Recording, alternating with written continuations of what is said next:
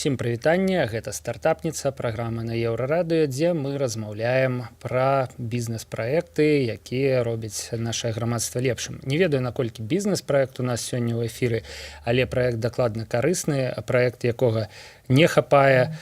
Ну і спадзяюся, праект з вялікім будучым і інстытуцыяналізацыяй у беларускім грамадстве. Гэта інтэматыка, якая прысвечаная сталенню, прыняццю сябе і ўласнага цела, праект для падлеткаў і заснавальніца інтэматыкі Александра Свірыт у нас сёння ў студыі. Прывітанне, Александра. Прывітанне. Ну, як заўжды, Юлія няхай з намі таксама на сувязі. Прывітанне, Юлія.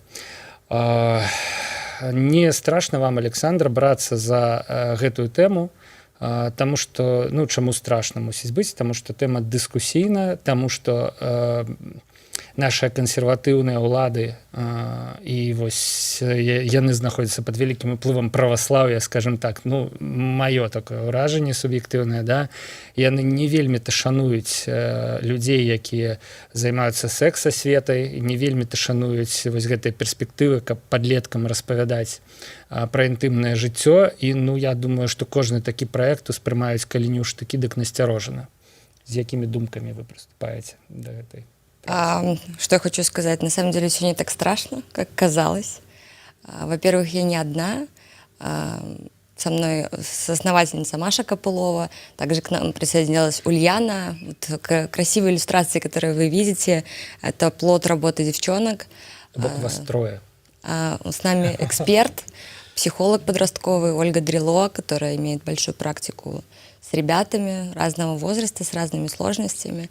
По поводу церкви хочу сказать, что последние новости с полей. Девушка после факультета теологии хочет стать волонтером нашего проекта и работать с нами, и помогать популяризировать эту тему, и в том числе и в церкви. Поэтому не все так страшно. Люди у нас интересные, конечно, есть, но на одного хейтера 10 защитников. Адекватных людей. Да. Ну, потому что я тут займу, хотя это не вельмі добра, але займу той бок, які мне падаецца адэкватным, адпаведным сённяшнім рэаліям. Мне здаецца, што без сексуальнай асветы сярод падлеткаў грамадства наше, яно будзе менш дасканалым, менш, нават у эвалюцыйным плане менш жывучым, да, чым тыя грамадствы суседнія, дзе гэтая ўся секс-асвета адбываецца і дзе гэтаму надаецца на дзяржаўным узроўні вялікая увага. А я вот знаю, что член вашей команды Ольга Дрило, она как раз-таки имеет опыт работы в американской школе. Можете рассказать, вот как вообще с секс-просвещением подростков обстоит дело там? По поводу непосредственно этой школы я не скажу, но могу сказать по поводу Беларуси, России, Украины. Проект «Интиматика» стал первым партнером международной организации МАИС. Они занимаются деятельностью в сфере сексуального воспитания по всему миру. И было очень грустно увидеть, что СНГ, по сути, да, стало белым пятном. То есть у нас никто не вступил к ним в партнерство, да, и никого нет, кто бы об этом говорил, кто бы за это взялся. И когда мы им написали, они очень обрадовались, сказали, неужели наконец-то прогресс дошел и до этих стран русскоязычных. Они нам очень помогают с информацией, с мультипликацией. И это прям круто, потому что чувствуешь себя новатором, человеком, который, командой, которая стала на путь, на который еще не вставал никто. Есть организации, конечно, которые этим занимаются, но несколько в ином формате, волонтерском. Интиматика — это социальный бизнес. Мы считаем, что люди, когда получают что-то бесплатно, то есть оплата — это факт того, что человек согласен, это активное согласие, скажем так.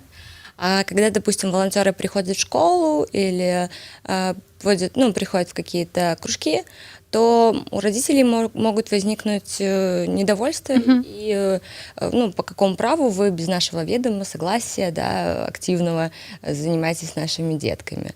Вот, поэтому мы пошли по пути вполне себе социального бизнеса, где подтверждением согласия будет оплата. Ну, это очень интересно, конечно. Ну, а в целом, вот как вообще обстоит вопрос с какими-то коллаборациями вот подобных проектов и учреждений образования?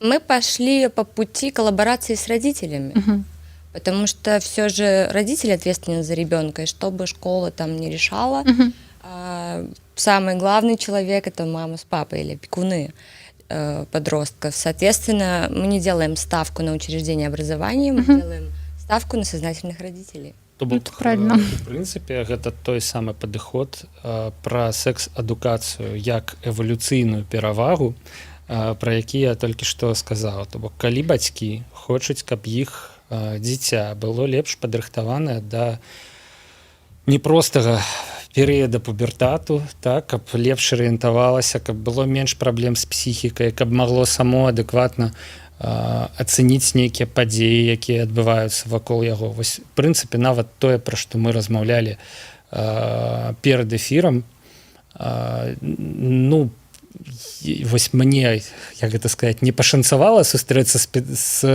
эксгібіцыяністам на вуліцы ў Мінску, да? Ну, хаця тут, канешне, пашанцавала ў двух косях, да?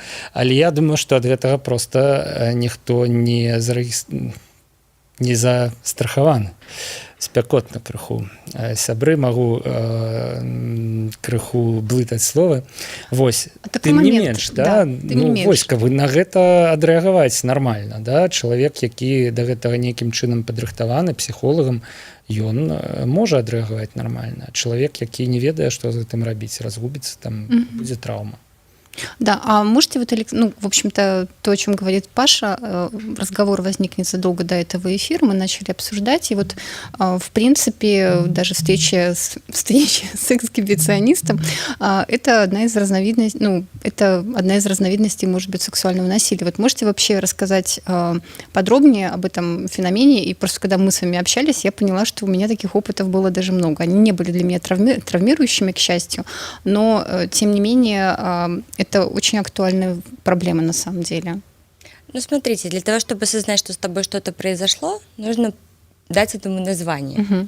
К сожалению, у нас не говорят о таком с детьми, ну, мало кто говорит, и дети плохо знают свои части тела в раннем возрасте, называют их там краниками, печеньками, как угодно, да, вот, и в развитых странах заявлений по поводу сексуального или сексуализированного насилия больше, чем у нас.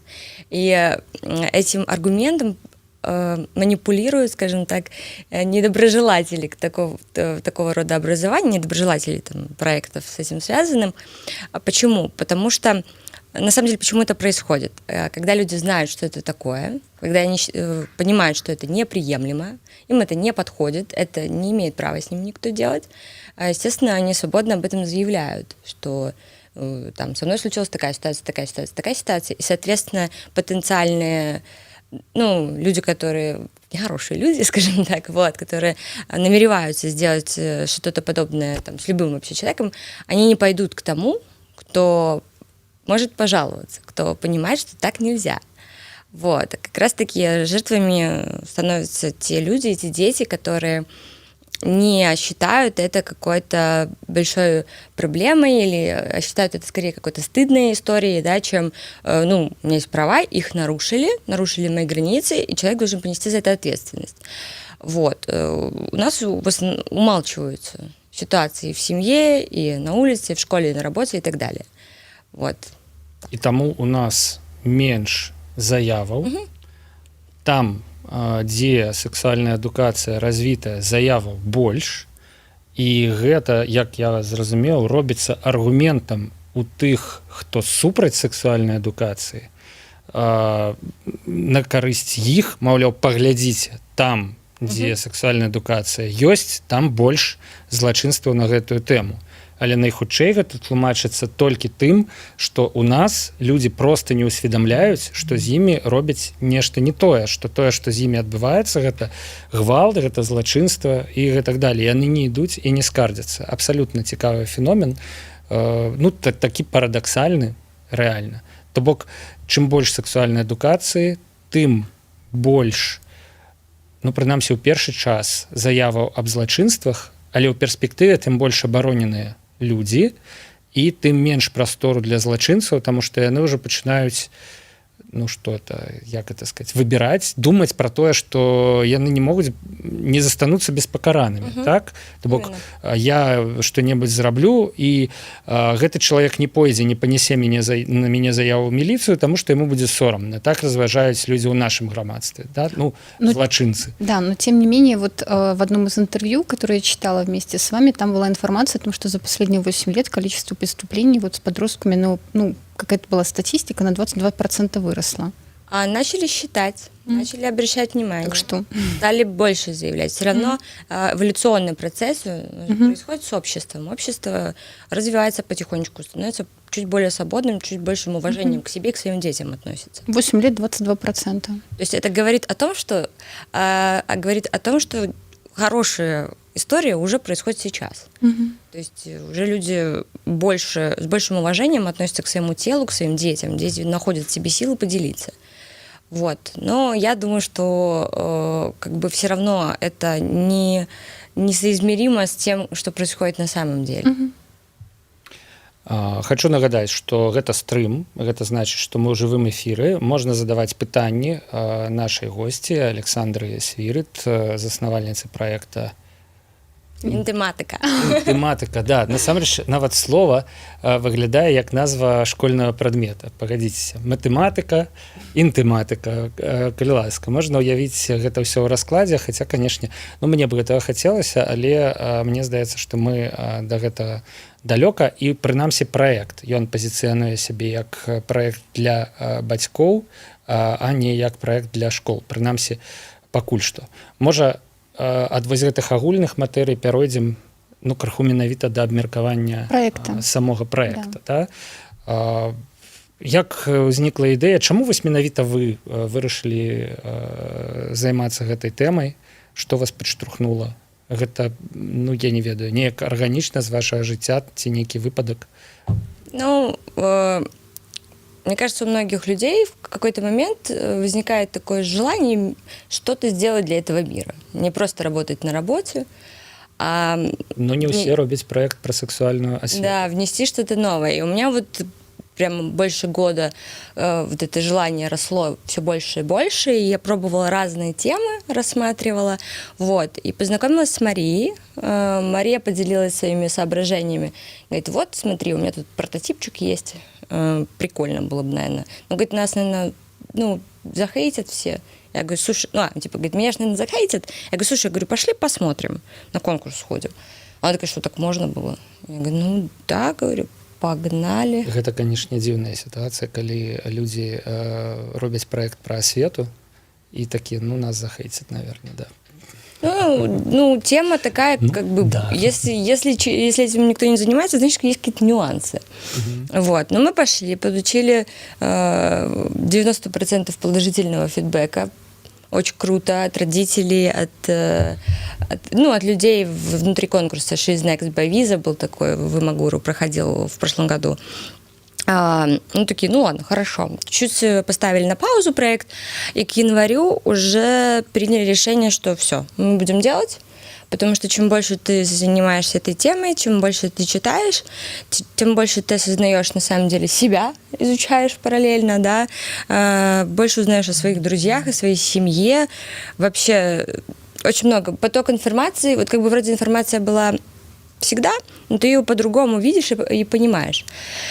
И просто у нас нет выбора этого не делать. Мы не можем это не делать. Мы будем это делать. И у общества есть потребность в этом, и у нас есть потребность. Я думаю, что каждая девочка вспомнит ситуацию, когда откладывала поход к гинекологу, допустим, да, и потом какой-нибудь там неприятный сюрприз происходил, или у подруги, да, или мальчика о том, что какая-нибудь недобросовестная подруга говорит, как бы теперь у нас будет семья, почему? А я беременна, ха-ха-ха, пошутила, как бы, такого не должно быть. Есть очень понятные алгоритмы обезопашивания как бы двух сторон, да, и от недобросовестных действий, и также о том, как сохранять свои границы, что такое активное согласие, что такое гигиена. Действительно, не все знают, зачем, как, когда и почему даже помыться, условно. Да? Асабліва, мне здаецца, гэта ўсё ў падлеткавым узросце актуальна, таму што калі чалавек ужо мае нейкі досвед, ён там можа зрабіць для сябе нейкае высновы, так добра, так дрэнна, гэта працуе, гэта не працуе, а калі чалавек толькі ўступае ў гэты ўзрост, не маючы досведа, і калі яму ніхто нічога, мовна кажучы, да таго не распавядаў, адкуль, уласна кажучы, возьмецца разуменне, як правільна, як карысна, а як не. Хіба што з нейкіх фільмаў, з расповедаў сяброў, але гэта, пагадзіцеся, так сабе крыніцы, да, і надзейныя наўрад ці, і што там будзе. Ці варта вось такім выпадковым рэчам дазваляць рабіць вырашальны ўплыў на адукацыю чалавека ў такім важным аспекце, як пол, як секс, як сталенне, як разуменне свайго цела. Нешта меня занесло пафосную промову такую. Немножко есть. Прям да. Да. Расскажите вообще, вот что собой представляет продукт и как вот вы вообще определили свой этот продукт-маркет фит? Смотрите, мы идем к созданию приложения, которое собирает всю инфу о взрослении и выдает ее ребятам относительно возраста. В каком формате? Статьи, это стандарт, но это не сильно интересно. Истории. Вот это, как показала практика, самый hot topic, когда представляется история, на нее дает специалист комментарий. Это интересно и ребятам, и взрослым, реально всем. Также это видео мультипликационное, которое очень просто и быстро рассказывает о том или ином событии, которое происходит во время переходного возраста. И образовательные курсы. То есть это будет уже монетизированный контент, монетизируемый контент, да. По сути, мы хотим сделать приложение по типу Flow. То есть большая часть контента бесплатна, но если вы хотите более глубокий и персонализированный, соответственно, подписка. Сейчас у нас есть сайт, на котором собрано MVP, то есть представлены материалы по каждому типу контента, а также уже готов промежуточный продукт, курс про это. Мы уже провели тестовые группы. Класс вообще, на самом деле. Я счастлива, потому что, во-первых, смотрят. Сам курс какой? Это 8 видеолекций. К видеолекциям у вас есть пример нашего конспекта. То есть это не книжка, это не кринж, который, откуда я взялся. Помню, были такие книжки в мое время. И это для родителей конспектоз такой, да. И то есть каждый день ребята получают небольшое видео, к нему терминологию, конспектик.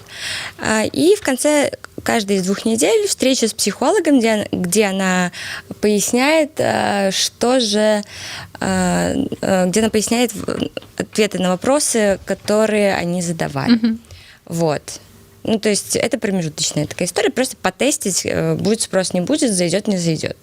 До речі, доволі такий короткий конспект. Это для родителей, супер мини. У меня более интересные картинки. Ну-ка.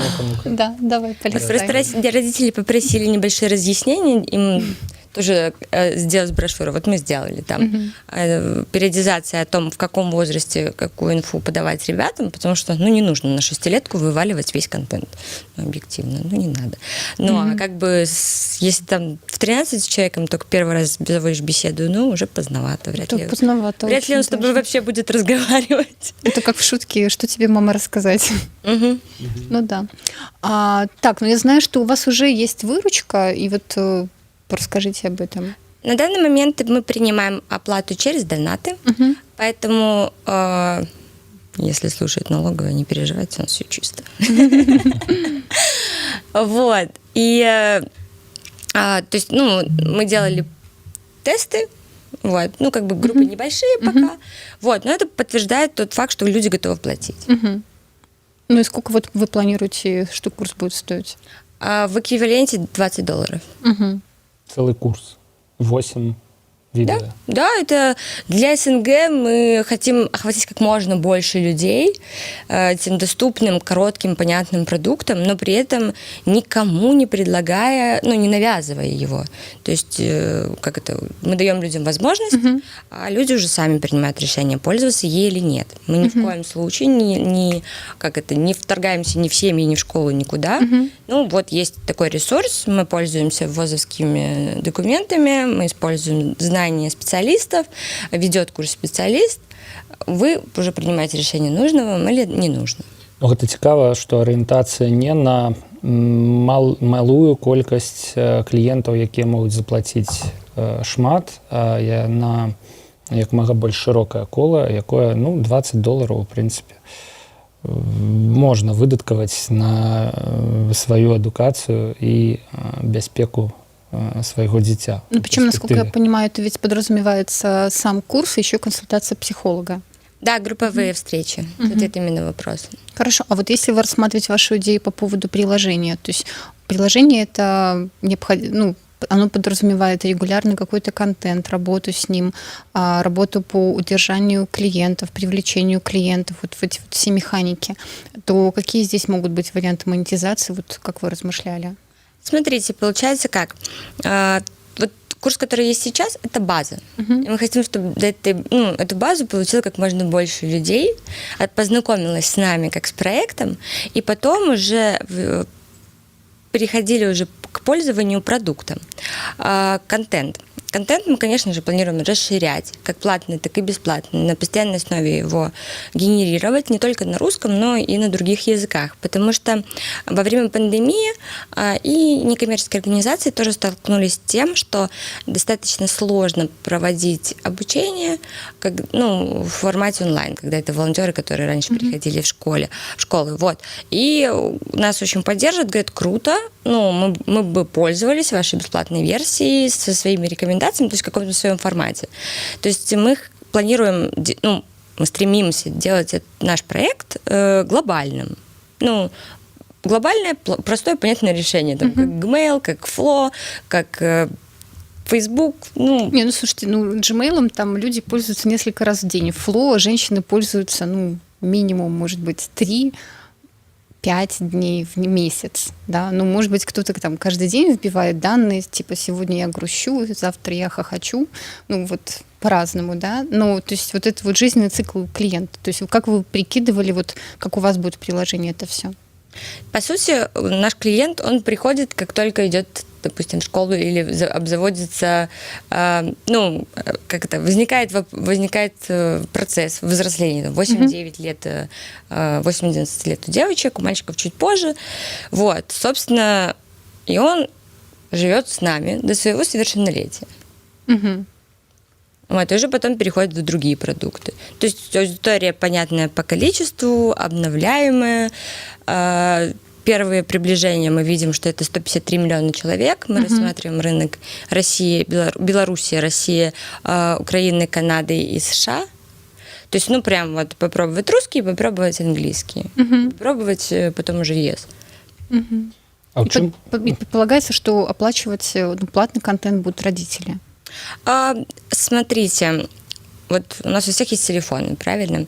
Ребята прекрасно пользуются игровыми приложениями платными, обучающими и так далее. Просто у нас в головах, наверное, у ребят белорусских такое, ну как, в смысле, ребенок за что-то как-то платит или не платит? Первый путь, это родитель может ему предложить, сказать, друг мой, ну, я тебе, типа, не сильно могу помочь, я не очень помню, но вот типа, поставь вот эту штуку, она тебе поможет. Он такой, ну ладно. Ну, типа, все, подписался и пошел. Родитель спокоен, ребенку удобно. Не нужно там папу подлавливать или маму вечером за чайком. Вот. Путь второй. Это ну, как бы человек, допустим, из Америки, из ЕС, опять же, это могут сказать в семье, могут сказать в школе, может быть, просто прикольно, потому что это прикольно выглядит, и в 2 клика заплатить несколько $, за ежемесячную подписку, это не проблема. То есть у нас, ну, я прям слышала такое, ну как, вот за приложение платить $10, допустим, там в месяц, ну, постоянно, ну, понятно, за год это 120, там, на подписки, там, что куда. Ну, это вообще нормально, платить за то, чем ты пользуешься. Да, мне здаецца, што ў Беларусі уже людзі таксама крыху прызвычаіліся. Вялікі ўнёсак насамрэч у апошні час унес Яндекс вось з гэтай мадэллю заплаці там рэальна 3 рублі і атрымай музыку ўсяго свету там у свой смартфон, да, то бок, ну, чалавек рэальна разумее, што прасцей крыху вот заплаціць, чым это прям рэвалюцыя, таму што раней я нават по сабе могу сказать, что я платил только за одну программу. Это вот мне сказали, вот классный плеер музычный, да, вот его бесплатно немагчыма, да, вот один раз заплати, будешь слухать все там без проблем. Ну, я взял, заплатил, как бы, а все остальное, конечно, мы все ж таки живем у таким крыху пиратскім свеце, Яндекс и медиатека всякие, ось яны разбираюць гэту сцяну, у прынцыпе, і у дачыненні да іншых прыкладанняў. А вот розніца паміж сайтам і мабільнай прыладай, яна якая будзе? Там таксама будуць відэалекцыі, ці там будзе нейкі большы функцыянал? Наш сайт — это MVP, это пример. То есть, по сути, ну, там... конечный продукт — это приложение, в котором уже и видео, и аудио, и контент, ну, и мультики, все в одном месте. Потому что 70, ну, короче, больше половины, скажем так, трафика, он мобильный. И ребята пользуются больше телефонами и планшетами. То есть лэптопами как бы для работы в основном люди пользуются. Соответственно, как бы сайт — это хорошо, конечно, прекрасно, но это не так удобно, как апа. Апа у тебя стоит и работает, скажем так. Вот. Ну, я ответила на вопрос. Да, распавядзіце яшчэ пра серыял, пра пубертат. Просто мне здаецца, што здымкі кіно гэта нешта абсалютна вот нейкі сайт-праект такі адносна канструявання мабільнай прылады, адносна напісання сайта, адносна стварэння там нейкага контента па секс-прасвеце. Это зусім іншы вельмі аб'ёмны бізнес. Як вы вырашылі, што вам вось патрэбны гэты серыял? Я так разумею, што першая серыя прынамсі ўжо ёсць, да? Да. Класна. Все, у мяне ўразіў, я ж кажу, такі там ёсць данат, які размаўляе з галоўным героем. Не такі данат, які грошы дае, да, а такі, які можна з'есці. Пончик. Вось пончик, да. Я просто забыўся, як па-беларуску будзе пончик. Не ведаю, можа хто-небудзь зараз на YouTube у каментарах мне напіша, таму сказал слово данат. Ну, карацей, кінавытворчасць, гэта ж просто зусім іншы свет. Як вы вырашылі, што вам трэба туды? Вообще мы очень вдохновились сериалом Sex Education от Netflix. Классный сериал, да. И просто желание бомба. Попробовать сделать что-то подобное превысило вообще все издержки и вообще все. Очень захотелось попробовать. Потому что, смотрите, мы, по сути, создаем рынок. Ну, то есть мы создаем историю о половом воспитании в русскоязычном мире. Этой истории нет. Люди не привыкли, ну вот сейчас там блогеры много говорят, было бы круто, если бы это было, а жаль, что у нас этого нет, а вот бы кто-нибудь взялся. Мы такие, ну ок. Ну то есть, если меня слышат потенциальные инвесторы или небезразличные люди из киноиндустрии, ребята, мы хотим делать мы делаем уже экосистему, мы создаем культуру полового воспитания, культуру общения на эти темы, поэтому интиматика.ру, intimatika@gmail.com, пишите, мы найдем точки соприкосновения, потому что нужно со всех сторон подходить, потому что когда человек совсем не знаком с темой, да, возникает некоторое недоверие, да, и вот эфиры, там, статьи о нас, интервью, сериал, мультики, конспекты, общение с родителями, общение с некоммерческими организациями. То есть действительно нам предстоит очень долгий и крутой путь. И вот одним из способов коммуникации с людьми мы выбрали такой формат сериала. Сделали пробную версию, забавный пилот.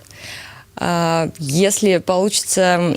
мы будем очень рады, конечно, сотрудничеству там, с брендами, там, интимной гигиены там, и так далее. До речі, это файная пляцоўка для того, каб іх прасоўваць Манетизация. да мэтавай аўдыторыі, в прынцыпе, якая і будзе глядзець гэты серыял.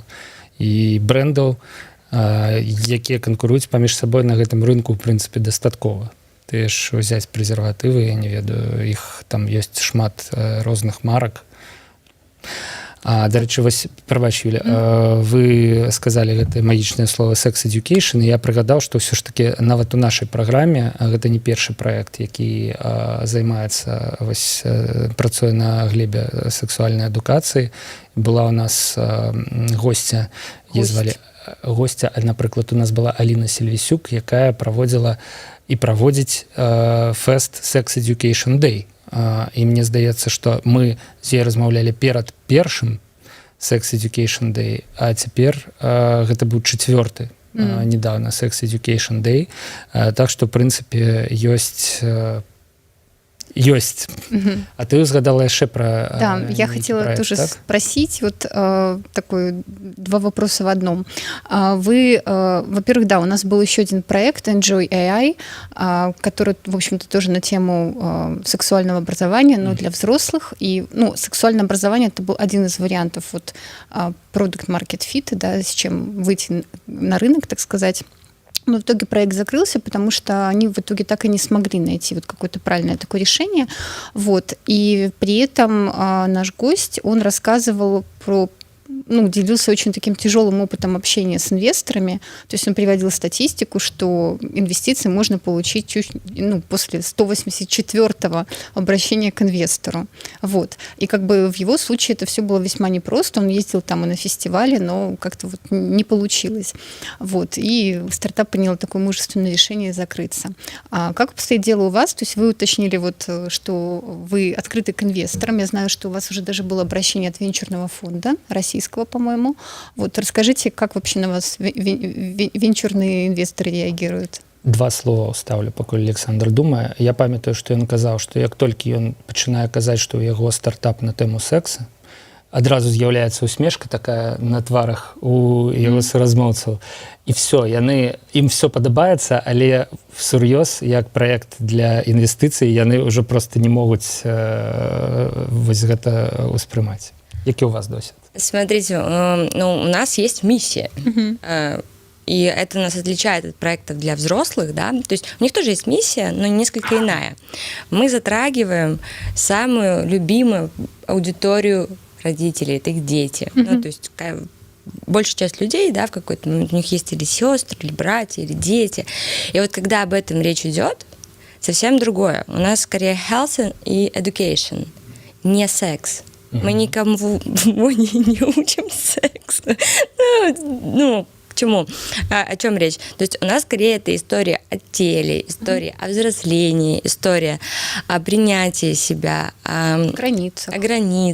То есть, условно, ты был ребенок, малыш такой, плюс-минус, там мы все одинаковые, такие бегали, ля-ля-ля, а тут бам, и все, уже все все окружающие другие. Как вообще? У нас засталась одна хвилина ў эфіры, і я думаю, что можно задать, тут пришло литерально пара пытанняў. Рассматривает ли ваш проект помощь для детей-сирот? То есть, вот глядите, якое цікавае пытанне, ёсць дзеці, за якіх бацькі не заплацяць. Да, Конечно, я же о чем и говорю, что в первую очередь приложение будет бесплатная версия, в которой человек сможет найти ответы на все вопросы, а дополнительный контент уже платный.